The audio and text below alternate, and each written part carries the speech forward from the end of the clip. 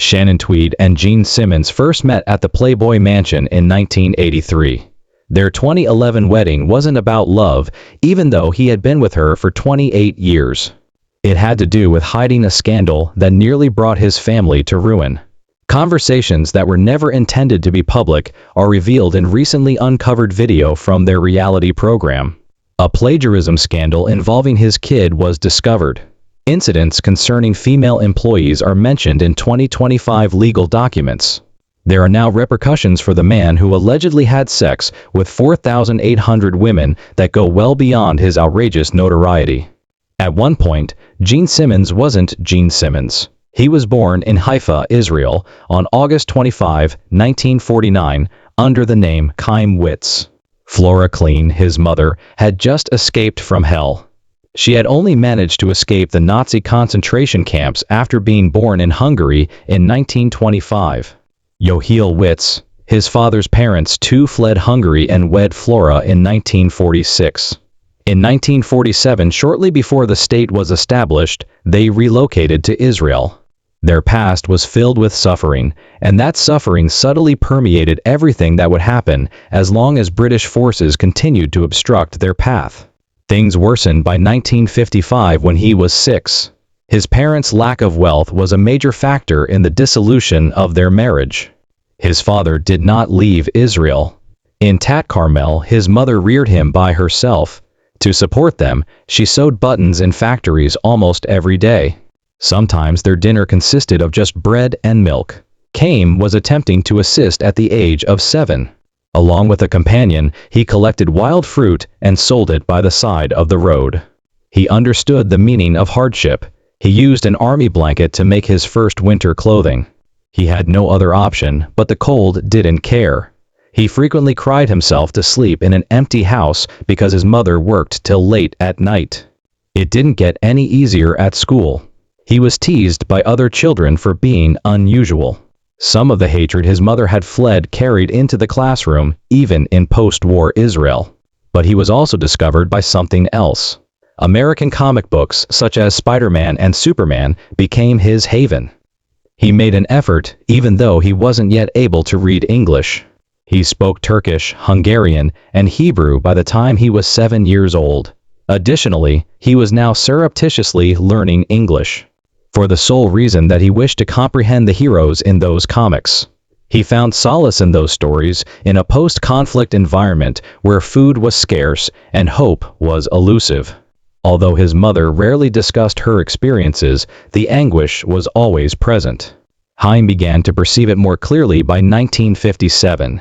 At the age of 14, the Nazis made her work harvesting potatoes in fields as armed troops looked on.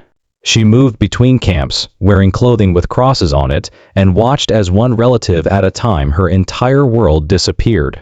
She didn't have to use words to describe it: her tendency to cry without cause, her overprotectiveness, and her silence. Chaim realized it left him with something as well: a need to never feel helpless and to keep his strength intact. In 1957, Flora made a choice that would alter the course of history. She and her 8-year-old son, Chaim, fled Israel with very little. They had no English, no money, and no relatives waiting for them when they got to Queens, New York. His father remained, got married again, and began a new life. He was never seen by Chaim again. He changed his name to Eugene Klein and began anew. He was astounded by TV dinners and clean toilets. However, adjusting wasn't simple. Flora put in a lot of overtime, up to 15 hours a day in Brooklyn factories. Gene had to learn the norms of a strange new world and take care of himself with babysitters. For a period, he attended a Jewish school, but he didn't belong. He then transferred to a public school. In 1967, he received his diploma from Newtown High. Initially, children made fun of him for his speech patterns. Everywhere he went, his accent made him feel alienated. However, he was not broken by it. He made door-to-door sales of cacti. Like in Israel, he plucked fruit once more. He tried harder after each insult and rejection. By reading more comics and watching TV, he began to pick up English more quickly. His pop culture passion blew up at that point. He formally changed his name once more by 1959 when he was only 9 years old. Gene Clean. This time, he named Gene after Gene Autry and other cowboy actors. Even though he still shared a small apartment with his mother and relatives, he was now fully committed to being American. He had a deep affection for television, particularly The Ed Sullivan Show. Something ignited inside him when the Beatles made their appearance on February 9, 1964. That was the life he desired. He desired fame and the stage. He still felt like a helpless boy on the inside, but he wanted to feel like someone. In order to blend in, he even occasionally feigned Britishness by mimicking the Beatles' accents. It was popular with girls. He was clumsy and uncertain, undergoing the chaotic transitions of adolescence. But he was gradually becoming more charming. Gene took any work he could find in the 1960s. He was a meat-slicing employee in butcher shops. Behind the counter, he was employed at Deli's. Even though he only made $10–25 per hour, he saved every cent of it. He had learned to count every bit from poverty. Even at parties, he avoided drinking. He observed how elderly men become careless and inebriated. He remained alert. It was how he acquired women. He himself said it. While everyone else lost their lucidity, he used his. He began studying the guitar and practiced all the time. He was unable to quit after watching the Beatles on television. While still in school, he began to build his future by forming small bands. He attended Sullivan County Community College in 1968. By 1970, he had earned an associate's degree in education and was earning $75 per week teaching 6th grade in Spanish Harlem. However, he wasn't passionate about the classroom. In 1970, he and Paul Stanley created a band called Rainbow, which quickly changed its name to Wicked Lester. They worked various occupations during the day and performed at clubs at night. Gan even had a job at a magazine about fashion. He also worked as a translator, using the Spanish, Turkish, and Hungarian he learned from neighbors and babysitters when he was younger. But his soul belonged to music. He produced a few solo tracks under his own name and experimented with various sounds. Still bearing the burden of his mother's survival and everything she had lost in 1945.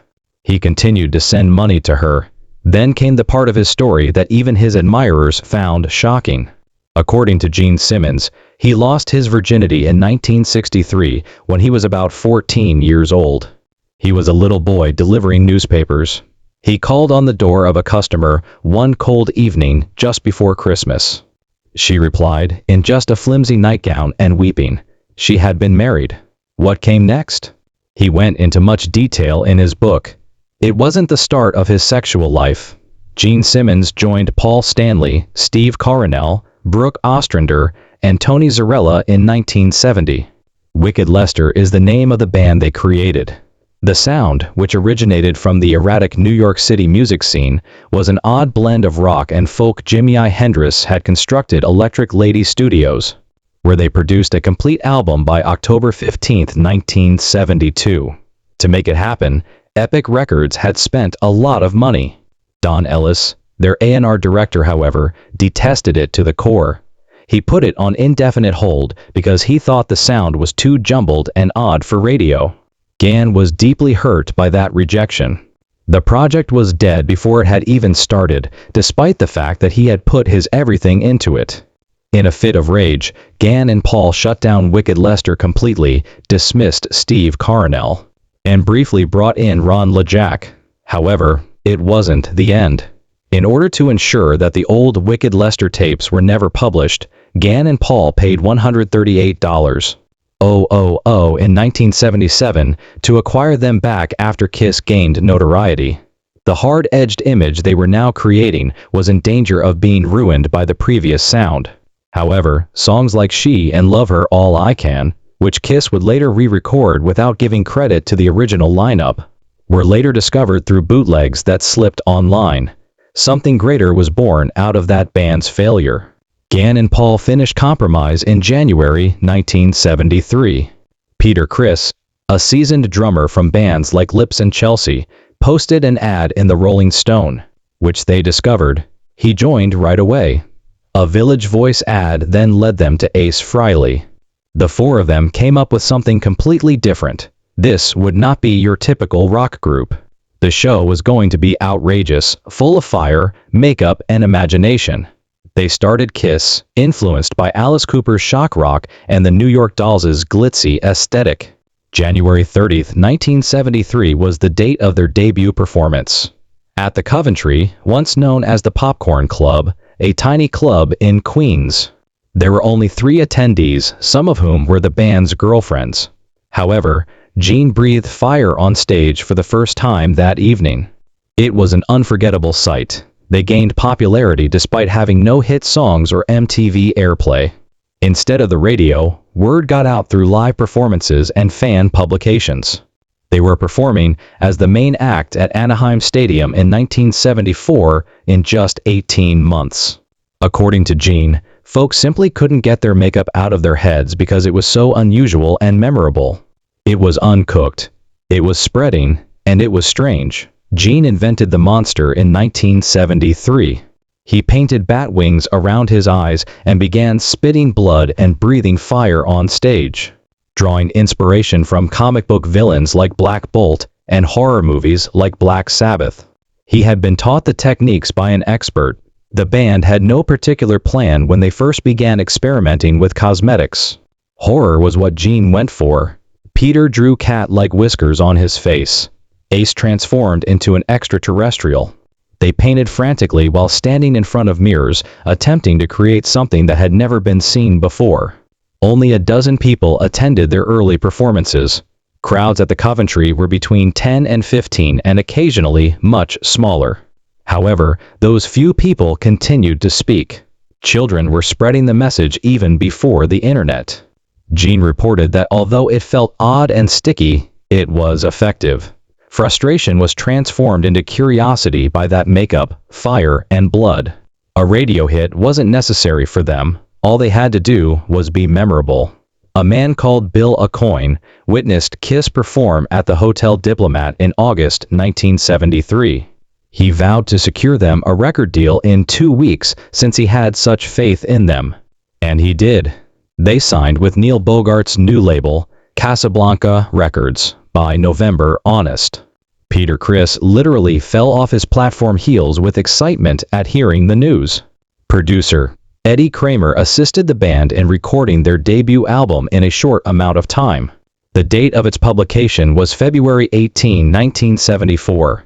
Only 75,000 copies were sold at first, but the band persisted. That year, they performed at more than 300 shows. Despite Casablanca Records' near-bankrupt status, Kiss's relentless touring kept them afloat. At first, Neil Bogart was skeptical of their cosmetic trick, but he realized it was effective when he noticed the crowds swelling. Despite not having a single big radio success, they were packing stadiums by 1975. Gann referred to it as a gamble that made them legendary. In those formative years, Gene formed an odd habit. He started recording his sex with Polaroid cameras. As evidence, each woman had to present the hotel key. In interviews, he boasted that he had slept with over 4,600 women and claimed to have taken almost 5,000 of these pictures over the years. He even showed his guests and friends the pictures. Jefferson Airplane's Grace Slick described it as repulsive. They were all trapped in a box by Gene. That chapter of his life ended when his wife, Shannon Tweed, discovered them after they were married in 2011 and set them on fire live on their reality program. Despite never using drugs, Gene's sex addiction contributed to his outrageous theatrical image. He transformed turmoil into a performance and into power in venues ranging from tiny bars to enormous stadiums. Beginning on September 10, 1975, everything changed. They released the live album Alive at that time. It was full of the craziness of their performances, loud and uncensored. In every recording, you could hear the blood, the screaming, and the fire. During that year, songs were recorded in cities like Davenport, Detroit, Cleveland, and Wildwood. The album sold over 4 million copies and certified quadruple platinum on May 16, June 21, July 20, and July 23. For 110 weeks it remained at number 9 on the Billboard charts. Casablanca avoided bankruptcy thanks to the record. Neil Bogart was even being sued at the time, but Kiss's success saved the company from bankruptcy. They were inspired by Slade's 1972 live album, which was referenced in the album title, Alive. It was evidence that the fire, the lunacy, and the makeup all worked. All of a sudden, they were more than just an odd band. They represented rock's future. They pushed harder in 1976. Under the direction of producer Bob Ezrin, Destroyer was released on March 15. His Shout It Out Loud hit number 31 on the Billboard Hot 100 was enhanced with strings, a children's chorus, reversed drum noises, and sound effects. God of Thunder by Gene was a song of gloom and screaming. When the band handed Ezrin 15 demo recordings in August 1975, he didn't make things simple. He tossed nearly all of them out. In addition to rearranging the music and writing their lyrics, he also played the bass on Detroit Rock City. Some of the songs were inspired by classical music, such as Beethoven's Sonata Pathétique, which was sampled for High Expectations. During a lull in the Alive tour in August 1975, rehearsals got underway, and recording sessions at Electric Lady Studios went on through January and September. Each victory boosted Gann's ego. Additionally, Gene ensured that his persona remained prominent while Ezrin refined the sound. The tours evolved from concerts to something more by the late 1970s. The shows were complete. Ace Frehley's guitar was blasting rockets at smoke-spouting props, while Gene was flying around the stage during the 1979 Dynasty Tour, which spanned from June 15 to December 16.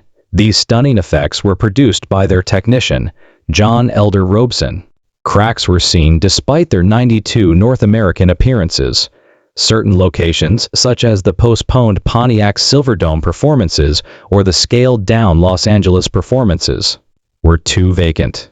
Peter Criss was having trouble. His drug addiction worsened. He began ruining performances, pausing mid-performance drumming to vent. It was self-destruction, Gene said. It was evident that the original band was disintegrating by the time of their last performance in Toledo on December 16, 1979. Disco and the shift were perceived by fans as having infiltrated their sound. Hardcore rock fans began to be replaced by families attending events. Gene continued to fly, but the band was rapidly catching up. Things were even stranger in 1978. On October 28, the strange television film, Kiss Meets the Phantom of the Park, was broadcast by NBC. The same people who produced Scooby-Doo Hanna-Barbera also produced it. In a theme park, Kiss portrayed themselves as superheroes fighting a malevolent inventor. Gene's spontaneous remarks of dominating the globe echoed his actual strategy to make Kiss a household name. Fans detested the acting because it was so bad. The rest of the band attempted to act as if it had never happened, but Gann relished the spotlight. People on the set were prohibited from discussing the film later because it was so embarrassing. In Europe, where it was retitled Attack of the Phantoms, it still became a cult classic. The project demonstrated that Gene's ego was not just enormous, but also uncontrollable.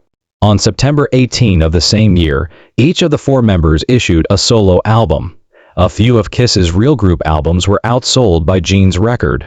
It featured Bob Seger and Cher as guests, as well as odd covers like When You Wish Upon a Star. His songs discussed warped imaginations and radioactivity. On May 23, 1979, Kiss released Dynasty, which peaked at number 11 on the Billboard charts with the song I Was Made for Love in You. It earned platinum in 5 countries and sold more than 1 million copies. However, the disco effect damaged their reputation.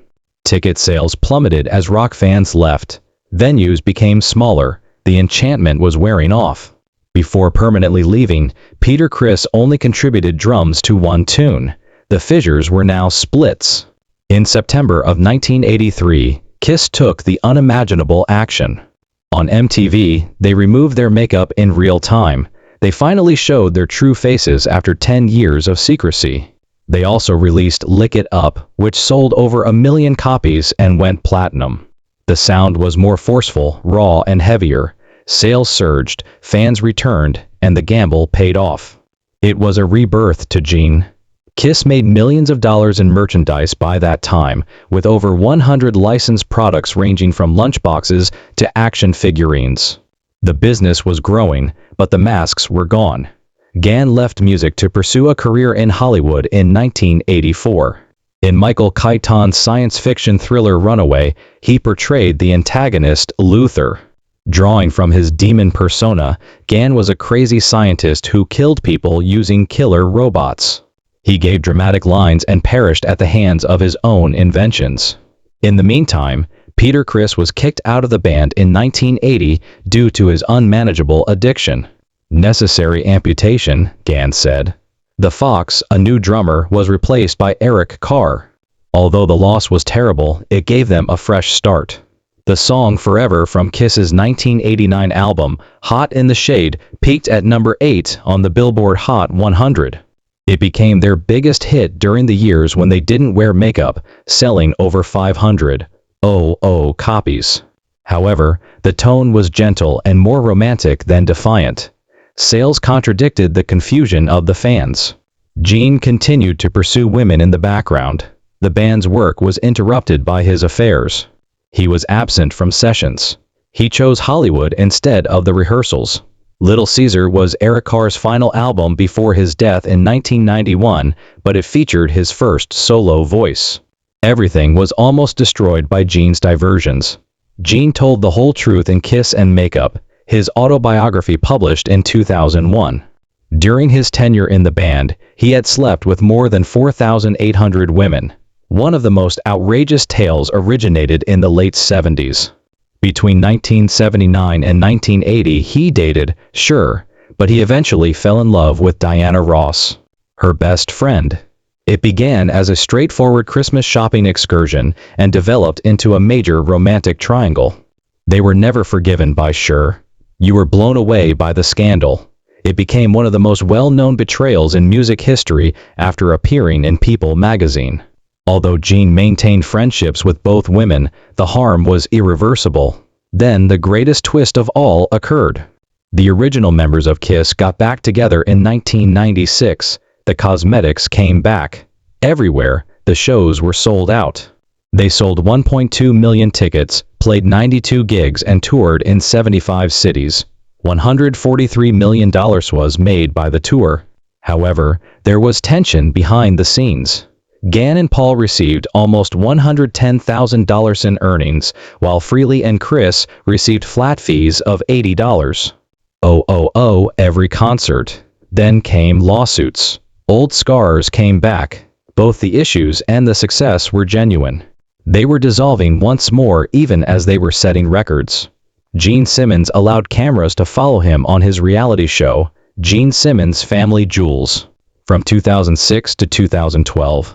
Fans were able to get a close-up look at his home life with his long-term partner Shannon Tweed and their 2 kids, Sophie and Nick. After Dog, the Bounty Hunter, the 7-season series was A&E's second biggest hit. The series omitted the most of Simmons' turbulent past, but it did depict him as a softer, more family-oriented Simmons.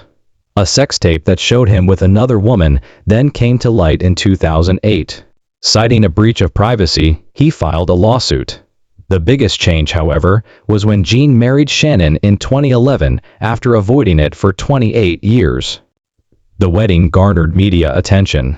Even though the show's extravagant scenes, such as a fictitious offer to purchase an Australian football team, were ridiculed by some viewers, it succeeded in humanizing a man who was previously exclusively associated with chaos and cosmetics. Gene's economic empire continued to expand. He had applied the Kiss mark to more than 5,000 products by the 2000s. It was present on everything from condoms to coffins to pinball machines.